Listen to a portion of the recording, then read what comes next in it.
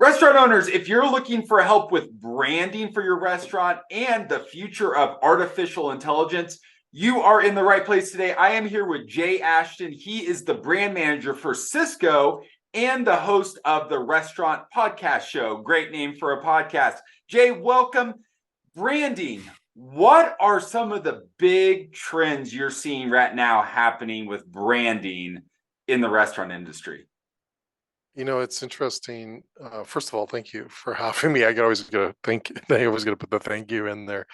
I think the big thing that we're seeing today, and also where we're headed, it's actually really fascinating. I find because I'm a history kind of guy as well. Like I look at what we've been through over the last, let's say, 40, 50 years of where brands have been really, a position of a logo or here's our slogan, and that was it.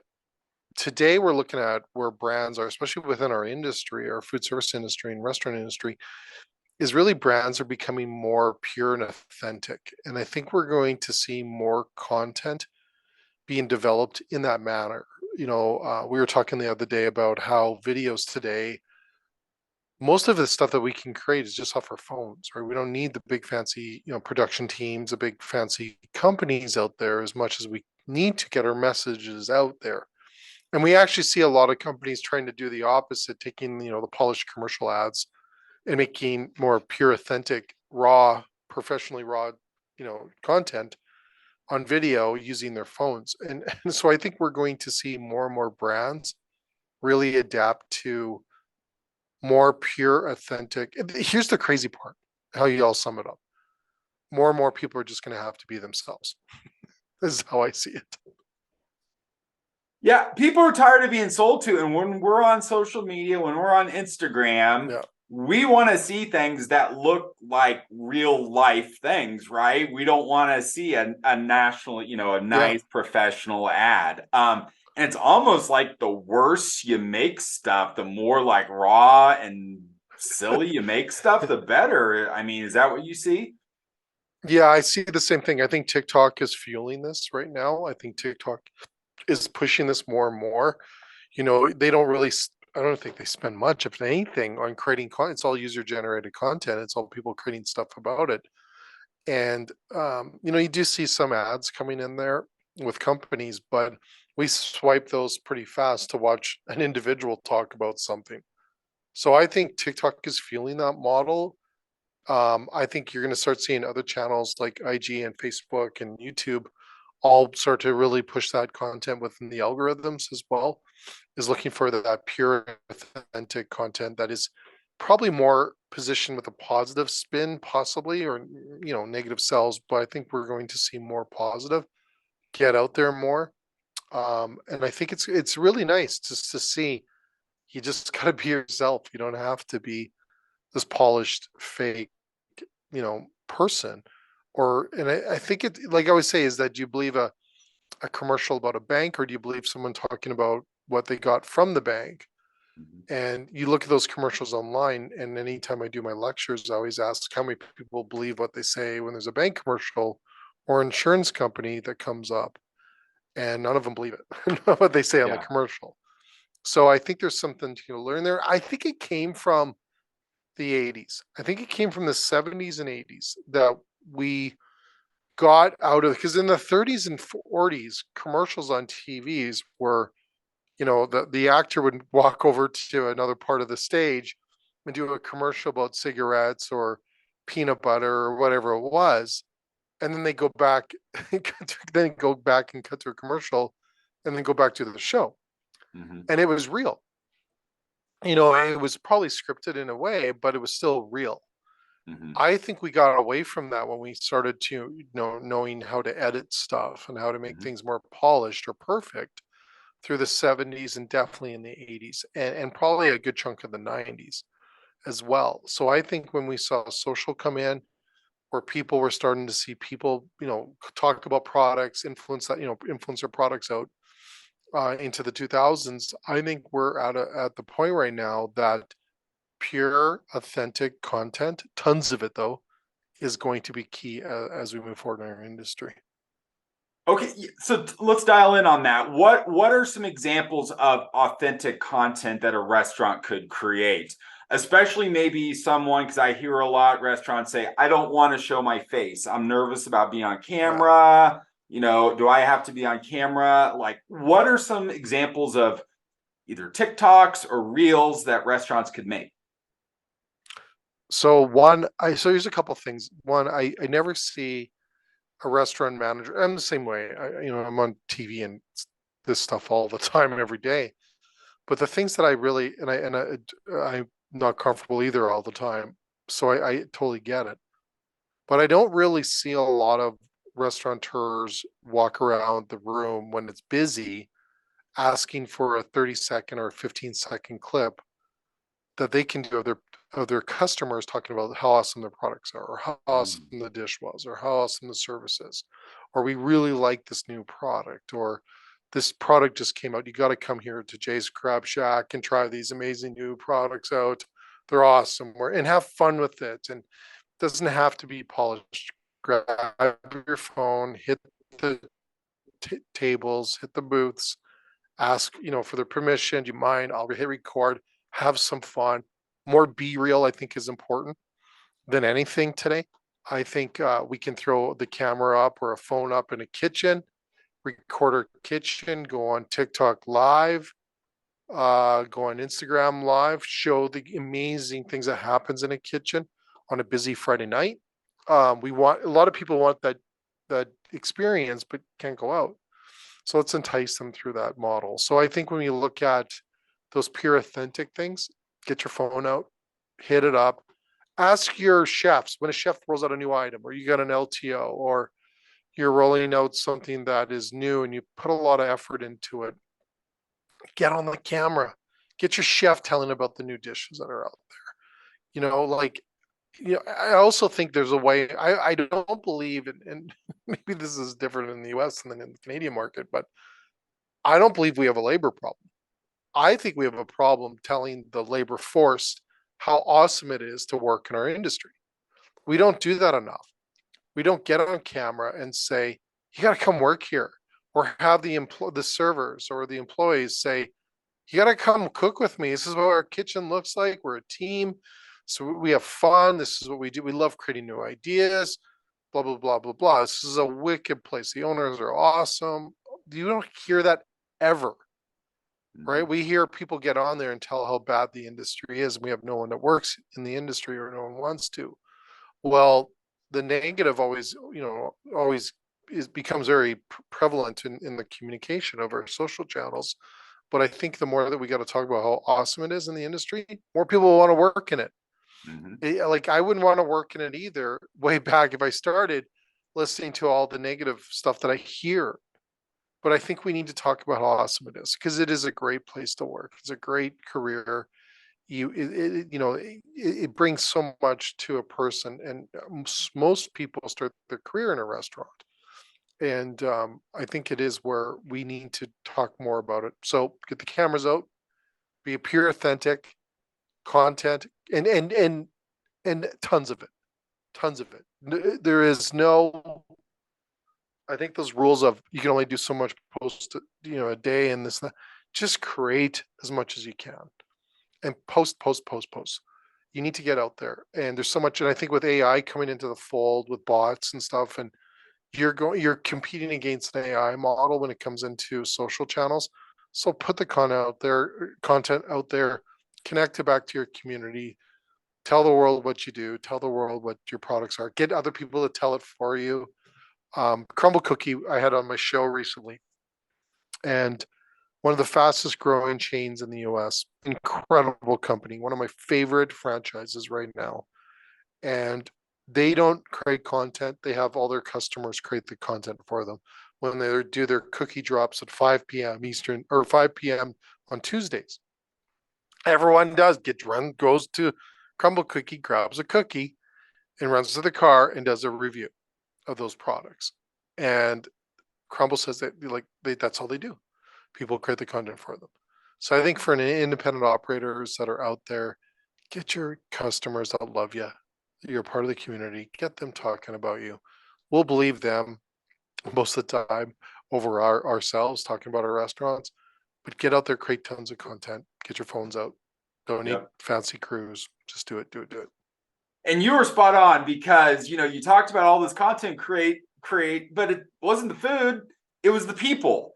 And that seems Yeah, counterintuitive at a restaurant that we should be featuring the food, but the people is what makes the experience, right? And so, are it spot does. on right there with that.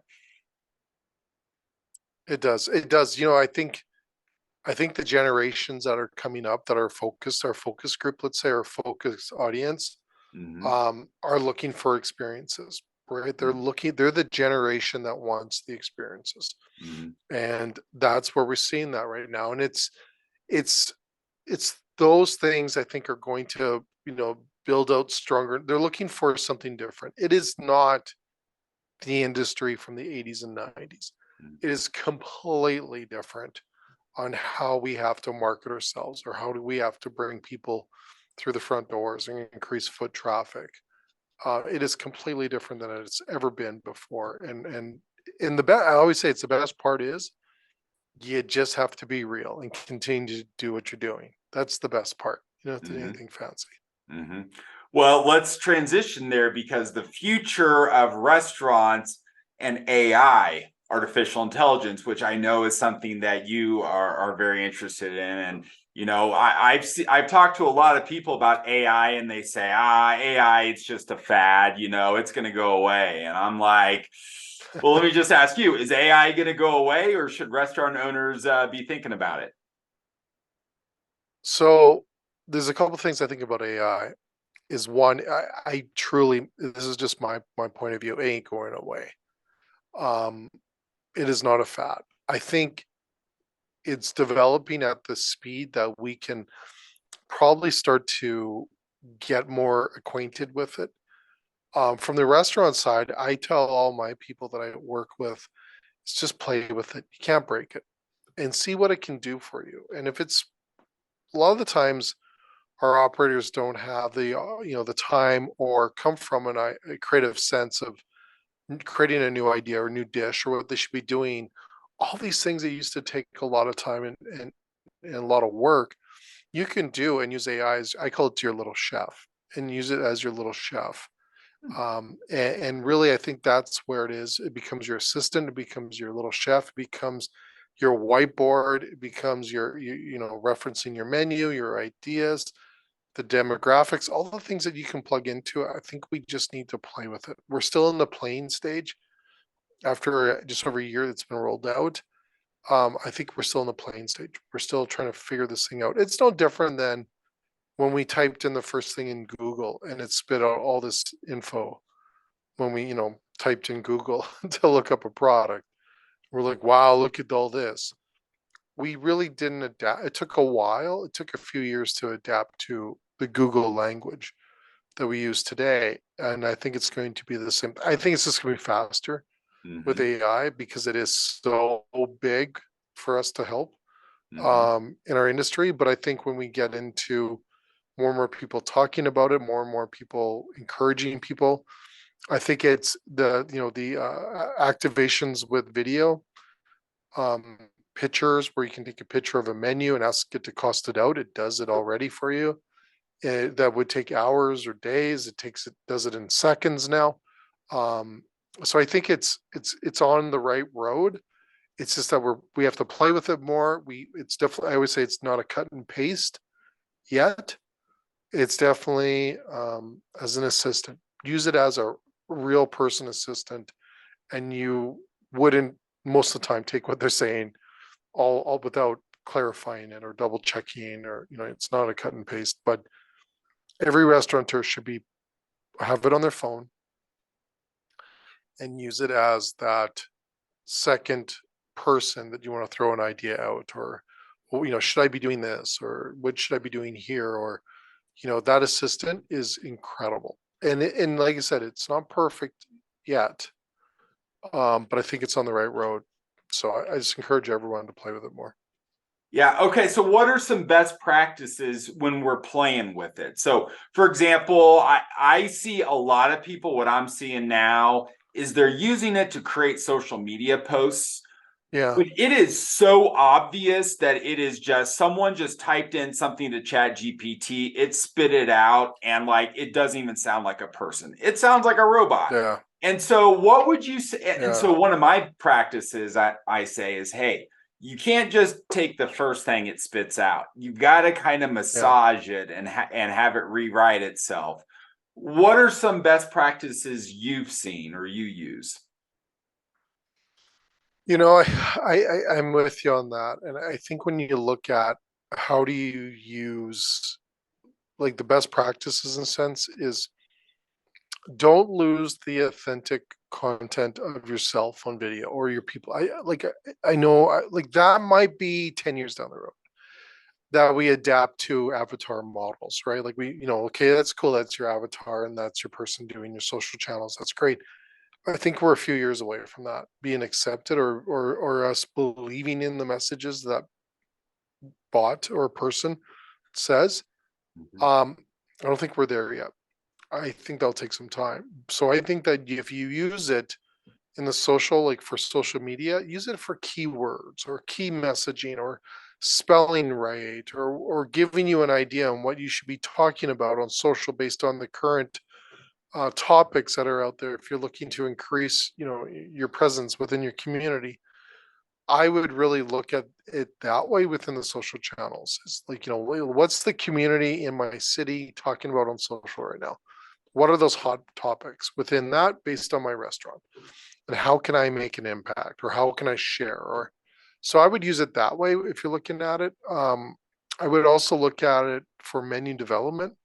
The costing and the numbers are so good within because it's probably a simple math, like it's simple. Most of the time, it's simple math. For some, it may be a little harder. I would use it for costing out your food cost, your menu pricing. I would use it also for looking at as demographic research within your community. We used to do that back in the day. You go steal menus. Well, you don't need to do that today. You just use your AI system that you're using to do that, to look at what your competitors are doing. I would also use it within a social aspect, is looking at having it review your social site, telling it you what you need to do differently within your social site to have an impact to drive foot traffic into your restaurant. It will do that. So use it as, like I said, almost like an audit system. Well, that's really I think interesting. it also, How does it yeah. do that? How does that work? I had no idea. Well, yeah. So what you can do if you have it on your phone is that go to like your today because you can scrape the internet, they Okay. call it. Hmm. So you can go in and like what I've done with customers is I'll go to their grid on their IG account, let's say, Okay. Hmm. and I'll do a screenshot of their grid, and then I'll put that picture into ChatGPT, and then I'll ask it to review it, and then also review my social channel on IG and tell me what I need to do different to drive the traffic that I'm looking for within that community for my restaurant. And it will Wow. tell you what you need to do, what you need to polish up on. It may be Really? saying you need to do a little less, yeah, around this. So a great tool to use it that way. I think you can also pull your URL off the internet, put Mm, it into the system, have it review your website. mm. I've seen it like you can even ask it, take a photo of your menu, take a photo of your menu and ask it what you need to do differently on your menu that will cater to the demographics that you cater to in your community. It might say you've got items on here that don't necessarily resonate with the community. You can go into Google, pull a demographics report. Usually cities have demographic reports. Go in there, take a picture of that report, have it review the report, and then use that to determine,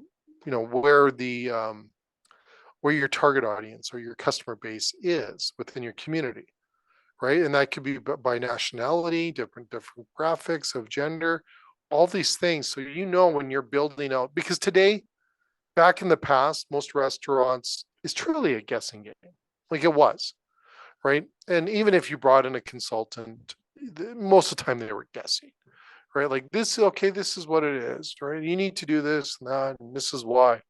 Well, today you can use data, which is so strong, to determine ideally all those things that used to take us months to compile in like seconds to compile to determine what those menus are. The other thing I would do is, if like I did a menu with it not that long, a couple months ago, actually about a month ago. I asked it to create a menu. I took a restaurant that was for sale. I looked at the menu from that restaurant. I took a picture of that menu and I said, what do we need to do to create a different menu for this restaurant so they could sell this restaurant for more money? So it rewrote the menu, completely rewrote the menu. But what it did, and it's so smart, is that it built the menu around the demographics of millennials and Gen Z, right? It was really focused on that because guess what? Where it was is the general population is those demographics. Downtown, trendier place in Calgary. It was just, it's brilliant that it thought that. Then what it did is it built the menu using, keywords from the city, so a lot of, country stuff and more like that Texas kind of slang where, like those words are very resonant with Texans. Same thing in Alberta. So it had a lot of that, had a lot of beef on there, a lot of Alberta stuff, a lot of keynotes. But then instead of the description of the menu items on the menu, it actually wrote a visual description of the menu item. And if as you probably know, is that most millennials and Gen Z, they'll take a picture before they eat, right? Like, they eat with their camera before they eat, right? Yeah.